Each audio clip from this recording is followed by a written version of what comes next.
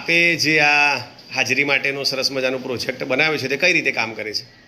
આમાં બાળકો પોતાની હાજરી પોતે જ પૂરી શકે છે. જેમ કે અહીંયા પહેલા મારો જ ફોટો લગાડ્યો છે. એટલે હું જ્યારે પણ શાળામાં હાજર થઉં, નીચે પ્રાર્થના કાર્યક્રમ પૂરો થઈ જાય અને જ્યારે વર્ગમાં આવીએ એટલે પહેલાં જો અહીંયા આવી અને પહેલાં મારી હાજરી પૂરી દઈશ કે ભાઈ આ શિક્ષક હાજર છે. એવી જ રીતે બધા જ બાળકોને અહીંયા દિવાસળીના બોક્સનો ઉપયોગ કરી અને એની ઉપર વ્હાઈટ કાગળ લગાડી અને ફેવિકોલની મદદથી કાર્ડ પેપરની અંદર મેં આ ચાર્ટ બનાવ્યો છે. અને દરેક બાળકના ફોટા પોતપોતાના ફોટા લગાડી દે. જો કે 5મા વાળા છે એટલે વાંચન લેખનની જરૂર નથી, પણ તે છતાં પણ ફોટો હોય તો બાળક પોતે ઓળખી અને પોતાની હાજરી પૂરી શકે છે. એના માટેથી આ પ્રોજેક્ટ છે. બાળકને નવી નવી પ્રવૃત્તિ કરાવીએ તો શાળાની અંદર આવવાનું પણ ગમતું હોય છે. ખૂબ જ સરસ બેન. એક વિદ્યાર્થી જરા ડેમો બતાવશે બેટા?